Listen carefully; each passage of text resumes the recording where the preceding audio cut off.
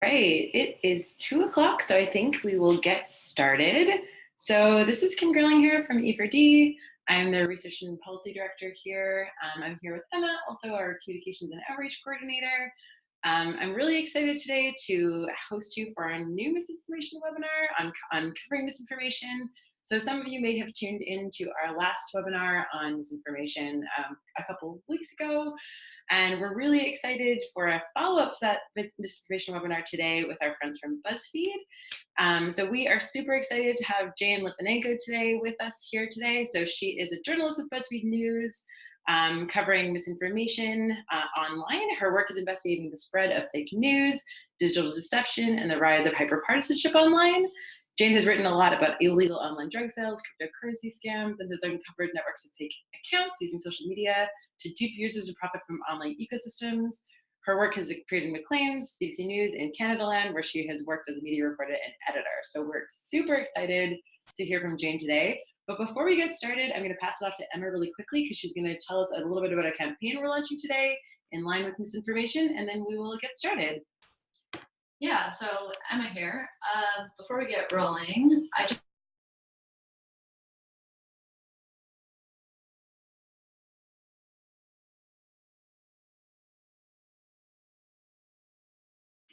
Sorry about that.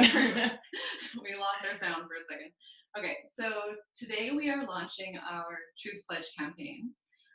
The goal of this campaign is to educate Canadians on the importance of playing a role in stopping the spread of misinformation and to provide them with tools for recognizing and responding to misinformation when they see it. So by signing the pledge, you commit to doing your part to elevate truth and combat misinformation. And signing also gets you access to our Truth Toolkit, which is full of tangible tips for making this happen. We will include a link to the campaign in the follow-up email after this webinar, and I encourage you to all check it out and to share it with your networks. So now I'll pass it along to Jane to get started. Hi, so let me just share my screen here. The downside of webinars is that I can't see your faces, so I don't know if you find me funny, so I'm just going to pretend like you're laughing. If anybody has any questions as we go along, please don't hesitate to ask them in the chat. And today we're going to talk about uncovering disinformation and what the disinformation problem really is. So first I'm gonna very quickly walk you through the field and what we're looking at. Thank you. And after that, I'll show you guys some tools and some of the things that we look out for in our work on disinformation, catching some of the bad actors. But without, before we even talk about what a bad actor is and how to catch one, we need to be able to define what misinformation is. So First Draft, which is a fantastic organization that works exclusively to help stop the spread of disinformation around the globe, put together this list of 7 different types of mis and disinformation. I'd also like to add that at the end of this presentation, you will all get a link to a Google Doc that has resources that I go through here, so you don't need to be taking vigorous notes through this. I would prefer your attention. So the 7 different types of misinformation are, as you can see, very varied. Some of them, like manipulated content or fabricated and false content, seems malicious, but things like satire or maybe misleading content is on the lighter side. And so when we talk about misinformation, we need to use the proper vocabulary. I always warn people against using the term fake news because it has been politicized, sure, but also because it is not very specific. It has come to encapsulate so much that when you use the term fake news, what you're talking about. So one of the, some of the ways misinformation presents itself is during breaking news situations. That's me on the left there, trying to with trolls attempting to target me during the YouTube shooting. And of course, we see a fake Bill O'Reilly account here as well during the Parkland shooting. Breaking news, whether it's an attack or a weather event, is really key to how misinformation is spreading. And of course, in Canada, the biggest news conversation we have is our election. So here's another very famous example from Hurricane Harvey that has actually been around on the internet for over a decade. And I would just like to say that if I ever meet this shark, I will eat it. I am so sick of it. So after the 2017 election, we wanted to sort of understand how misinformation is spreading throughout Facebook. So to do that, we gathered nearly 700 websites, their associated Facebook pages and posts. And what we found is that misinformation is not necessarily about something that is flat out false, but that partisanship is actually promoted on social media platforms much more effectively than flat out fake information. So this is an example on the right here from conservative fighters about Barron Trump that melted our hearts. This really did happen. Barron Trump melted our hearts. I think that he, well, depends on your heart. I think that he hugged his father or something. But it's a great example of how a straightforward event can become politicized and can start speaking to those insular internet bubbles that we've all already heard about for the last few years. We found that some of the misinformation was coming from Macedonia, as if you were in the previous webinar with my colleague Craig Silverman, I'm sure you've heard. But Macedonians are just are a symptom of the online environment that we've built. So these are some of the headlines that have been spread by Macedonians after the 2016 US election. And as you can see, a lot of this is flat out falsehoods, but what they have in common is that politicization and is that speaking to a certain audience. But it's of course not just foreign bad actors who try to influence the election. Macedonians do it for profit, and people here at home, whether it's in Canada or the US, also do it just to earn a quick buck. So this is an example of two different articles written by the same person for two different websites that are targeted at different audiences in order to maximize their income. And of course, I would be remiss if I were not to mention my good friends, Russian trolls. Here is a video of Russian trolls running to work to make sure they make it in time for their check-in. This video was taken in 2014. And I like showing this video because it really drives home that there are real people who are just worried for their jobs who are spreading this misinformation. I always feel like it should be set to some sort of funny music, but I'll let you guys do that in your own spare time. And when we look at the misinformation that Russian trolls spread, again, it was not flat out falsehoods. A lot of it played to those pre-existing biases that we've had. These three examples are all taken from congressional files. So these are verified Russian troll initiatives, and they're all targeted at children. And you can see here that they're targeted by on both the left and the right. A lot of the times, people on the left sort of like to point fingers and say that disinformation is a problem for the right only, but it really spans across the political spectrum.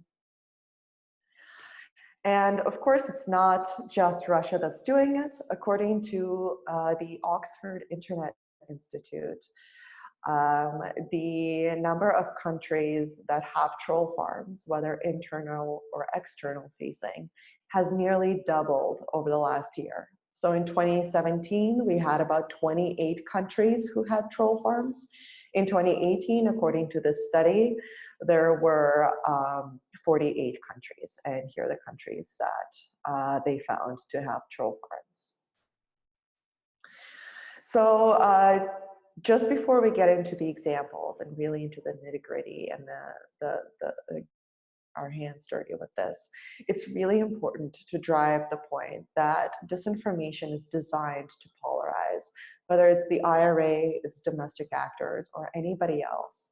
The point of disinformation is not necessarily to make people believe something that they didn't previously believe, but it is to change the conversation entirely.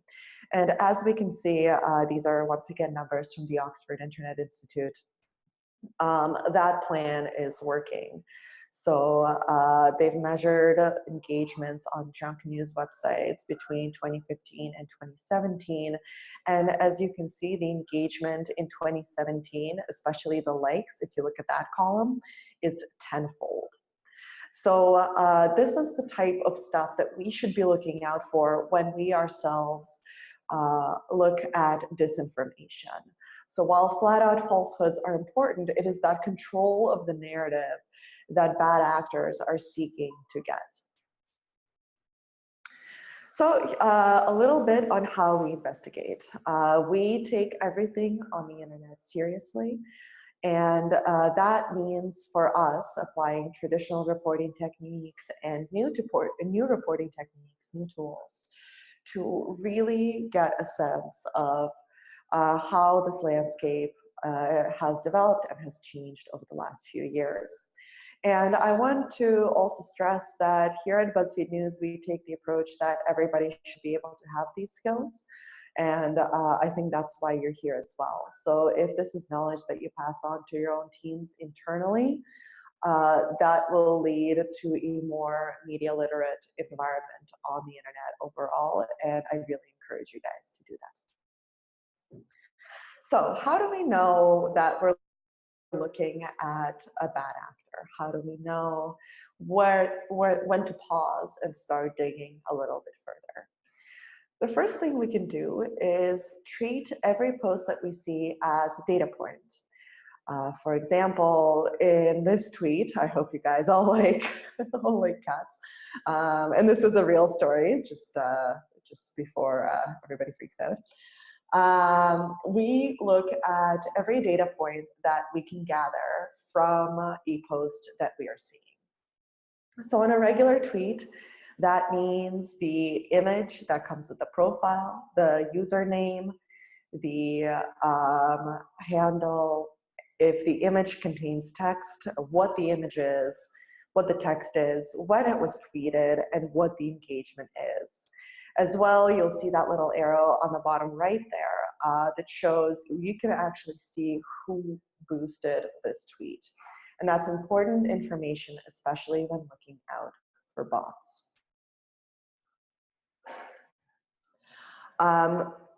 If you go to a profile, there are a few other things that you should look out for. This is a fake CNN profile that was out and about, let's put it that way, during the midterm elections. And how we knew it was fake is by looking at some of those key data points. So of course, the real CNN would be followed by would be following more than 31 people and have more than 8 followers. So they didn't even bother buying themselves an audience with this one. The handle, which we all just talked about, is CNN_opinion, and it's not verified. Please note lack of blue check mark there. And the account itself is recently created. So from that, we can conclude that we're looking at a non-genuine piece of content, at a copycat. There are tools that help you figure out whether you're looking at a bot or not. And the reason why I wanted to include my own profile in this is because I wanted to show you that some of these tools are imperfect. The tool that I wholeheartedly recommend for Twitter is botcheck.me. There's a Chrome extension and I believe a Firefox extension as well. That should be in your tip sheet. But what it does is rather than make a conclusive determination that what you're looking at is a bot, it gives you levels of polarization, retweet frequency, and tweet frequency so that you can judge for yourself. So generally, for example, if the more you tweet, the more likely you are to be a bot. If you are exclusively retweets and have no original content, and if you are polarized, like we already talked about, that's when you know you should maybe hold off on retweeting it, or hold off on pushing that content on to your network, or look deeper into what we might be dealing with. As you can see, though, it's not a perfect tool. I am definitely not a robot. um, but it does say that my tweet frequency is leaning towards the bot idea. So we need to be really careful with who we do or don't identify as a bot. I tweet a lot, and that's why, but all of my other indicators are pretty low. But this is a great tool, and I would definitely just take the time to install it right now. I'm going to be walking through quite a few tools and extensions with you guys. Like I said, I'll have a list for you at the end, but if there's any, but you should also feel free to just install them as you go. All right. Oh, this is pixelated. My apologies. I hope they'll fix that. But this is another tool that I wanted to show you guys. It's fairly basic. It's called the reverse image search. If you use any browser, really, you have access to this tool. And what it does is you right-click on it, click Search Google for Image, and it will surface all other instances that it can find of that image being used. A lot of the times we see, as we saw in the first slide, information being taken out of context. And if you do a quick reverse image search, and for example, this picture was tweeted a couple of years ago, you know that it's not genuine. You know that it's taken out of context. You know to move on, to not amplify this. There is a really great Chrome extension that I would 100, and Firefox extension, which, by the way, Firefox is the browser that spies on you less, if you're wondering what the difference is between the two of them. But there is an extension called Revi that I always recommend people install. And the reason I recommend it's installed is because it allows you to search outside of Google. Google is a very North American-centric search engine. But as we know, in Russia, in China, in other parts of the world, Google is actually not the dominant search engine. For example, in Russia, we have Yandex. In China, they have Baidu. So the Revi reverse image search allows you to do a reverse image search across all of those search engines in case that image was stolen from a different part of the world that Google has not fully indexed the same way that these search engines have. The other tool I would really like to recommend to you guys is called Domain Big Data. This is a free tool that lists who is information for a website. Not every website will have this information easily accessible, and some new rules in Europe have made sure that people who create those websites are hidden just under the data gathering rules that they have there. But sometimes you luck out, and other times domain big data looks at historic whois information, which means information of website ownership that was there but was then hidden. So the example I'm using here is trumpscrew.us, which is a website that spreads a lot of disinformation under the guise of satire. And as we can see, this website is run by a man named Christopher Blair, who has over 100 domains. That his email alone, this one email alone, is associated with 17 different domains. We can also get his address and phone number if anybody feels partial to calling him and asking him about his activities. But what this tells us is that this is a person who is running multiple websites. And if a person is running multiple websites, it is likely that it is a network or an enterprise operation. This means that there's more room to dig, But we also need to be really careful with this information because 100 domains is a lot, and it's very likely that this is being done for profit. Using this tool, we were actually able to uncover some disinformation that we think stemmed from either Iran or Russia. We're not sure.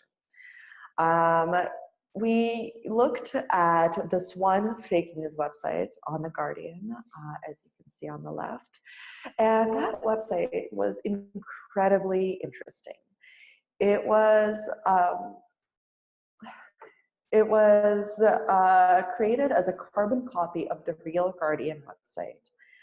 And in fact, if you clicked on any logo, you would go back to the homepage of The Guardian. But this specific page was spreading disinformation that was picked up by Russian news outlets. And actually a Russian news outlet that is closely tied to the Kremlin has had to issue a correction after our story. So because the URL was one letter off from The Guardian, you can see that the I is actually a different character, we decided to run the who is information on that URL. That has allowed us to uncover a whole set of websites that were spoofed by these bad actors. And even though we didn't get to the bottom of who was behind this, we did see that these bad actors also spoofed websites like France 24, Al Jazeera, Huffington Post, and many others. So using this very simple search tool that is freely available to everybody, we were able to look at this network and better understand that the disinformation was coming from somebody who is very keenly determined to have it spread and have it spread unnoticed. Before we get into the next example, if you have any questions about what we went over, now would be a good time to ask them because now we're going to look at video identification and fun stuff called geolocation, which is going to come very handy, I think, as video misinformation spreads. So if you have a question, ask it now or hold it until we've gone over this. No. So this is Kim. I'm Hi. monitoring the Q&A. So if you do have a question, you can add it to the chat or you can use the Q&A feature. So Jane won't be able to see the questions, but I can. So you can raise your hand or you can add it in the Q&A. There's nothing there yet. But if you do have a question at any time, you can always add it to the Q&A and I can alert Jane to it as we go. Nothing yet, Jane. Oh wait, no, there's one Q&A right there. Oh, it's just a hello. Oh, you can see it too. Wonderful. This is great. Great. Okay, awesome. That's great. So then you can actually see them. So I'll keep Wonderful. going. I have a few questions for later, but I think that I'll probably ask them at the end. Great. Yeah. Oh, sorry. Things are glowing at me here. Can you see the chat questions, Jane? Yes. So someone named Jeffrey has asked whether Twitter is the biggest problem. And Twitter is not the biggest problem. All of these tools that I show you can also be applied across Facebook and YouTube as well, especially this next one that we're going to go through. The reason we use Twitter for these examples is that it's actually the most open platform of all the social media that we have. Some of our biggest concerns right now are closed apps. For example, Instagram stories, WhatsApp, Telegram, any closed chatting app, and closed Facebook groups as well. So while all of those tools apply to the other platforms, the reason we use Twitter is just because it's easier to use for examples. And the other thing with Twitter is that it's often used to target industry gatekeepers. So Twitter is used to target journalists and researchers quite a bit. And even though Twitter is not the biggest driver of traffic to most platforms, it is a really great case study in how disinformation spreads and the types of tactics that we see across social media networks.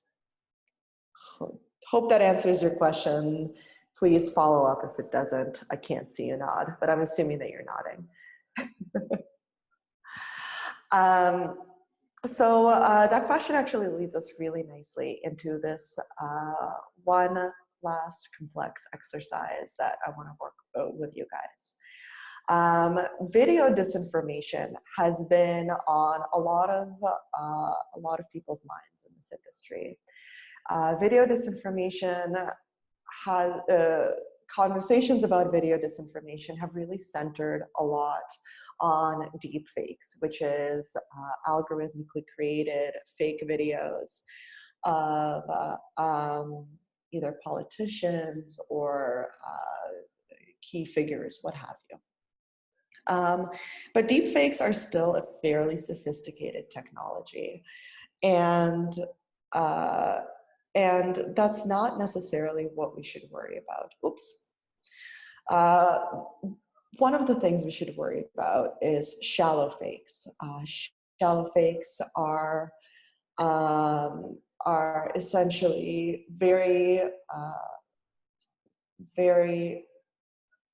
let me start that sentence over. Shallow fakes are essentially a video that is real that has been manipulated in some subtle way. A really good recent example of this is the Nancy Pelosi videos that we saw a few weeks ago, where her speech was slowed down to appear slurred, and it went alongside text like, is Nancy Pelosi's health okay, etc. I see that there's another question in the Q&A. Kim, do you want to maybe read it out to me? I don't see the actual question, just that there is one. Sure. So the question is, what is the platform that you've seen that has the most misinformation content? Oh, okay. Yeah, that's really hard to say. It's hard to say because we don't actually have the data to back up the assumptions that we have. But I would say right now the most important platforms for misinformation are YouTube and Facebook, especially Facebook groups. Facebook has been putting a strong accent on the groups feature, but those groups are self-moderated, which means that is full of extremists. They're not going to rat each other out and shut that group down. And that is that is a huge concern for us. And that's what we're watching. Any more questions in there? No? Nope. Okay. We're good for now. Sweet. Okay, thanks for those guys. We're gonna dive into this example. If it gets too fast or too slow, let me know. But we're gonna verify a video together, which is super exciting. So this video was tweeted during the 2016 election. And I also want to pause and say that this absolutely happens in Canada. These examples are just more viral in the US, so I apologize for the use of only US examples, but I will happily walk you through some of the Canadian ones at the end if you have those questions. But this video was tweeted during the 2016 election. The data points that are important for us here are, first of all, the video itself. We see that it was tweeted by somebody named Boca Vista, no verified badge there. And the video tells us that this is a Trump motorcade that stopped to give kids some ice cream money. How would we go about verifying this? Well, first of all, we would watch the video. All right, here we go.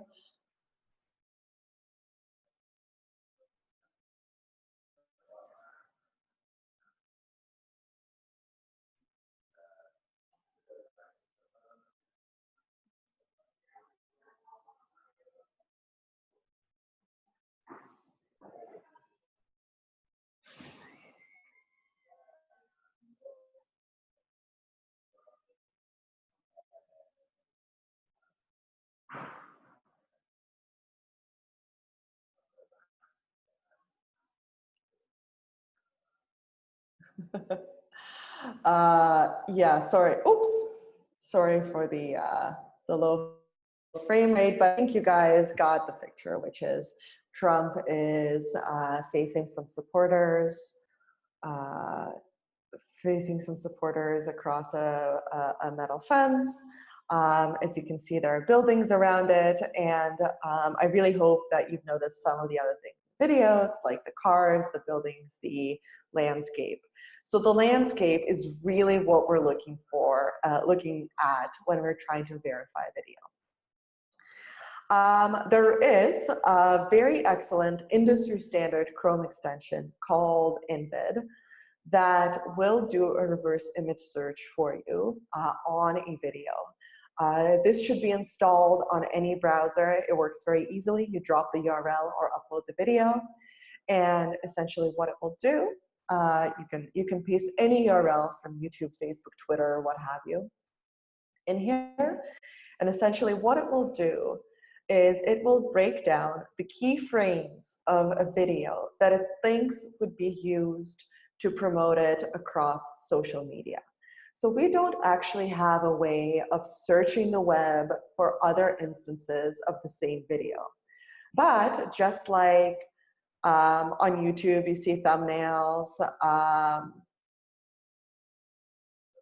just like on YouTube, you can see thumbnails, and anytime you search a video on Google, there's like a little image that pops up on the left side. You can see sort of like the promotional image for that video, and that's what it searches through. It generates what it thinks those promotional images would be, and it searches the internet for those images. However, it is imperfect. In this case, it was not helpful at all. It identified it as walking. It gave us no other results. So clearly, this isn't a video that was spread very wide on the web before it hit virality with the tweet that we were already taking up. So the other thing that we can do is use the very complex, super hard technique of Googling it. If you remember in the first tweet, some of the keywords that we looked at was Trump and ice cream money. We can just Google for those keywords. Googling for those keywords gives us a video that was taken on November 15th, 2015. And it's the same video as the one that was posted to Twitter, but we can see that it's now hosted on YouTube. And this is an important point as well. Most of the disinformation that we see is cross-platform. It does not only live on YouTube, it does not only live on Twitter, and it does not only live on Facebook. If somebody is trying to get a message out, they're gonna get it out to all of their followers, regardless of what the platform is. So let's click through on this YouTube video. We see that it was posted by somebody called Super News. And it has just about 45,000 views, which for YouTube is really not that impressive. And we also think that Super News is unlikely to be an original creator. The data points that we're looking at here is the generic Trump image, the Super News username, and the fact that this video was shot by somebody who was part of Trump's entourage. So as you can see, the majority of the public is behind the fence that Trump is facing. That means that whoever is on the other side of the fence with Trump was part of the people who he brought with him, wherever it is that he is. So we know that it was also posted on November 14. November 15, this one's November 14, and this is the earliest instance of the video that we can find. Going back to the tweet, we also have this interesting data point that Twitter gives us, which is who originally posted this video. Now, this is Dan Scavino Jr., key part of Trump's entourage. And when we click through, we also see that this video was posted on November 14th, 2015. This means we now have two different ways that we've verified that November 14th, 2015 is the earliest possible instance that we could find of this video so far. Where can we go from here? Well, we can take this information and once again, Google it. On Saturday, November 14th, 2015, according to Wikipedia, Donald Trump was at a rally, of in Beaumont, Texas. Wow, I'm talking at you guys so much, I'm running out of breath. That's how excited I am about misinformation. Sorry about that. And Wikipedia is actually a great resource for rallies and keeping track of the minutia of campaigning day to day. By already having the November 14th data point, now we can look at the actual location. Was this video shot in Beaumont, Texas? In the video, here are some of the things that we saw. The first thing is this air traffic controller tower. We also see these two key buildings, one with a green roof and one with a white roof, or a white brick maybe, white something. We also see an airplane, and in the distance, some towers. The airplane is labeled Trump, and we can see that the airplane is actually very, very close. So like any reasonable person, we can look at this and say, hey, was this shot in an airport? Well, it turns out that Google can help us once again, and Google Maps is another extremely useful feature. There is an airport near Beaumont, Texas, according to Google, and it's called the Jack Brooks Regional Airport. Now, all that's left is to verify that the airport near Beaumont is the same airport as the one in the video, and we will be able to geolocate that video. According to Google Maps, there's a couple of runways. Those are the two runways that we think could have been used by Donald Trump. There's that very familiar air traffic control tower. We can see that it's even the same color as the one that we saw before. There's the white building, and there's the green building. Once again, Google Street View, thank you very much. We stand Google Street View. Big fan here. And we can see those structures once again confirming that they are extremely, extremely, extremely similar to the structures that, that we saw in the video. We can even overlay them a little bit. And I think that we can conclusively say that this is the same location. So congratulations, we've all just geolocated our first video, I hope.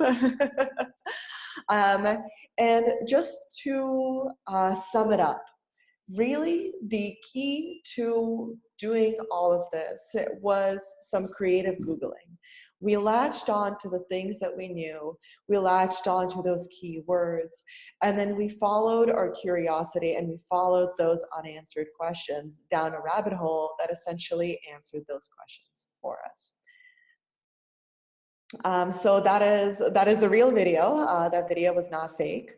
And so for us, that means there's no story. But for you, that means that if it's something that you wanted to share or send to your followers or research further, then you have the freedom to do that. So today you learned how to identify signs of disinformation. You've learned reverse image search and domain registration search. You've learned reverse video search, which today was unhelpful for us, but I hope will be very helpful to you in the future.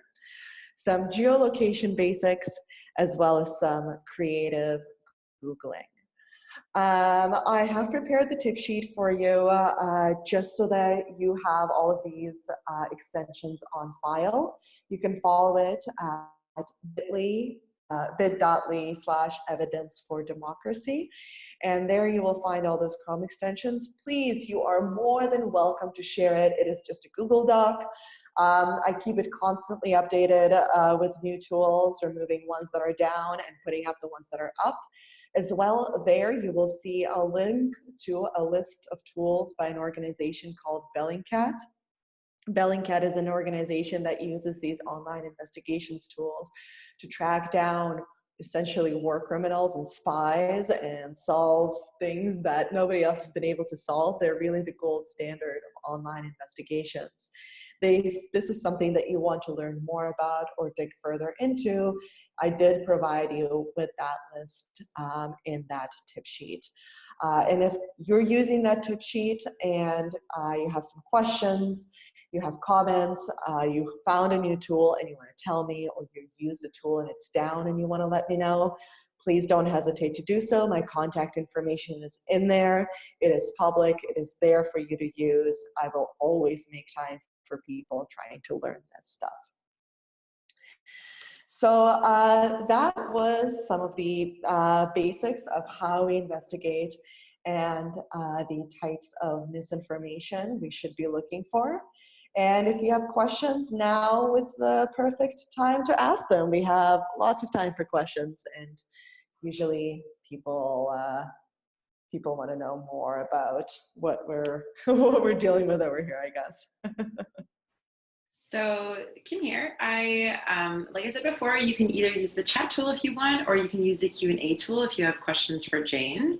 I'm not seeing anything pop up yet, but maybe I'll kick it off with the question that I had. So one of the things that we have been sort of thinking about here in E4D is, what do we do if we see misinformation online? So let's say that we've used some of the tools that you gave us, and we've found out that, a Twitter account is fake, or that something that someone we know shared is fake. What are your tools for how to respond to that, to not further perpetuate that misinformation? Yeah, that's a really good question. So there's a few different things that we can do. The first thing is, if you see somebody that you know share misinformation, I found it to be largely effective, although not in all cases, to privately message them and say, hey, listen, this is false, please take it down. The other thing that a lot of sort of citizen reporters have been doing is just posting misinformation that they find online. There's a great Facebook page called, actually, let me take you to it rather. The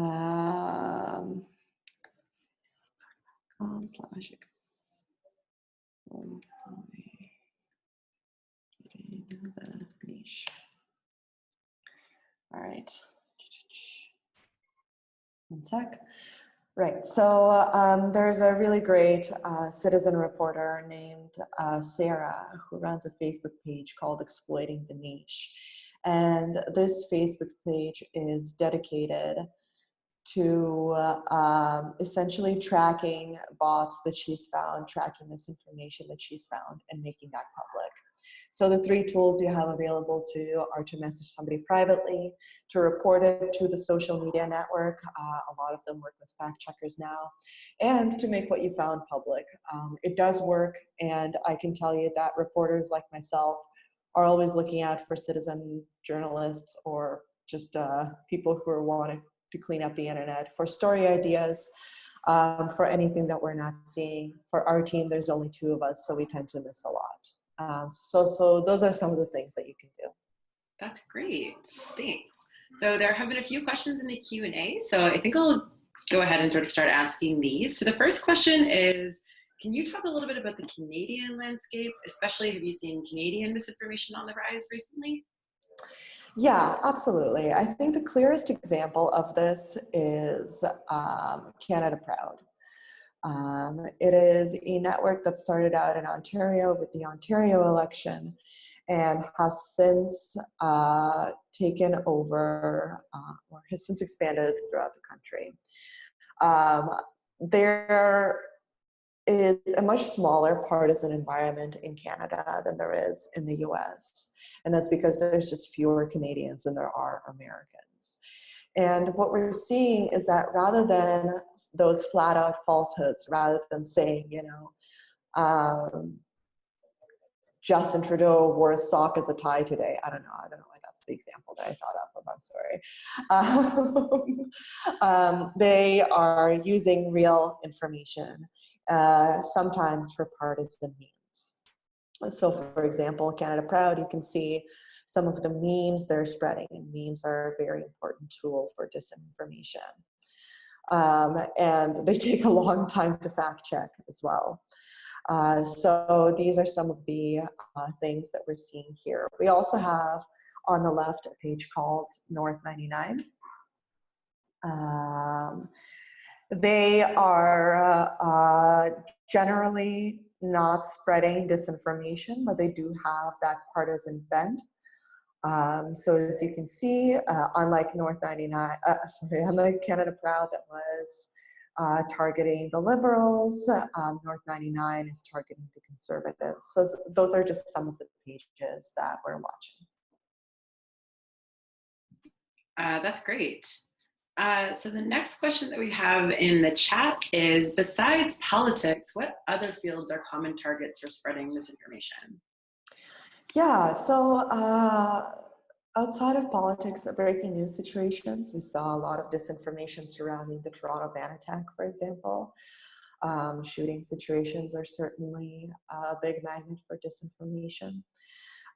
Weather issues are a big, or weather events rather, are also targets of misinformation. So during 2017, the US saw some of its most devastating hurricanes, and we were looking at misinformation pretty much around the clock. But really, it's whatever is in the news. At this point, even sports have become politicized. We know that our culture, like our movies, our TV shows, those have become politicized, and those have become targets of misinformation as well. That's great. So there aren't any other open questions. I had another question as well. So, I mean, you sort of answered this a little bit, but so one of the things that I struggle with is, a lot of these politicized pieces are very emotionally tied for people. So what are your tips to sort of talking to somebody, maybe in your family, about something that's fake online, if it's something that's really emotional for them? Because I know sometimes just saying, that's outright fake can be a really difficult conversation. So do you have any tips to having those conversations to maybe make it work a little bit easier? Yes, I do, but that is a very difficult question, and unfortunately, there is no blanket solution. We've seen radicalization, online radicalization, impact people in ways that we didn't think were possible over the last 3 years. Online misinformation has destroyed families and destroyed lives. And when it comes to people who get defensive about it or who dig their heels in, sometimes there just isn't an easy answer. But the two tactics that you can try is, one, ask them how they came to their belief. So rather than being confrontational and saying, hey, this is fake, take it down, you suck, you can sort of ask them, hey, I noticed you shared this. Could you tell me a little bit more about this? Is this something that you've seen before? And start having that conversation that is open to their point of view. Because once you become open to the experiences of others, maybe they will become a little bit open to your experience and what you're saying. I found that for me, that actually works really well with people who engage in targeted harassment. The other thing you can do is, if you know this person well, if this is somebody really close to you, is try to show them the manifestation, the real life impact of their beliefs. So this means, for example, taking them to a rally, or speaking with them, or for example, if they are falling for anti-immigrant misinformation, which is by far the most popular misinformation we have right now. Try to see if you can sort of take them offline, take their hand, and either, I don't know, help volunteer with some refugee shelters, or bring them out to a rally, or show them the real life impact of the stuff that they do online. Unfortunately, it's not a perfect solution, but being open and trying to being as understanding and non-defensive as possible are some of the ways we can help people who have truly been radicalized. But there is no cookie cutter solution for those who have been radicalized by misinformation. Thanks, that's really helpful. There was a new question that popped up in the chat. Have you found in your work that there are any specific demographics that are in particular that are most susceptible to misinformation online? Yeah, absolutely. So there's been some research to suggest that everybody is susceptible to misinformation, but specifically with Facebook misinformation, the older you are, the more likely you are to fall for it. And likewise, the older you are, the more likely you are to vote, which is a very terrifying idea. But that's essentially it's partisan neutral. It is gender neutral. But the older you are, the more likely you are to fall for misinformation. That's really interesting. So I think if there's no more questions, I have one question sort of, I think, to sort of tie things up. But I know you guys are doing a lot of work at BuzzFeed, where if we're interested in learning more about what you guys are doing, can we sort of keep track of the ongoing work that you guys are doing regarding misinformation? Right. So you can go to our website, buzzfeednews.com, as I'm trying to do here on internet. So buzzfeednews.com is the website that publishes all of our work very kindly. If you want to look at my work specifically, you can find me on Twitter. I tweet out all of the stories from myself and our team. We have partnered with the Toronto Star to cover the Canadian, Twitter's down, we have partnered with the Toronto Star to cover the Canadian election. So if you're a Toronto Star subscriber, you can see some of our work there as well. That's fantastic. Well, if there are no more questions, then I, on behalf of EverD, just want to give a huge thank you to you, Jane, for coming and sharing all of this great information with us today. I know you left your email as well, so are you okay if people wanted to follow up with you and ask you questions following the webinar? Yes, absolutely. If as you encounter this stuff in the wild, you need some help, or even just somebody to talk you through this, I will be more than happy to answer your questions and engage in any group therapy sessions you may need. That's amazing. Well, thank you again so much. We really appreciate it. And to all of you again, just to remind you, our Truth Pledge for E4D is on our website now. So if it's something that you are interested in taking, we would love to have you sign on to the Truth Pledge, and you can check it out on our website at evidencefordemocracy.ca. And otherwise, thank you all so much for tuning in today, and we will see you soon. Thank you guys for coming.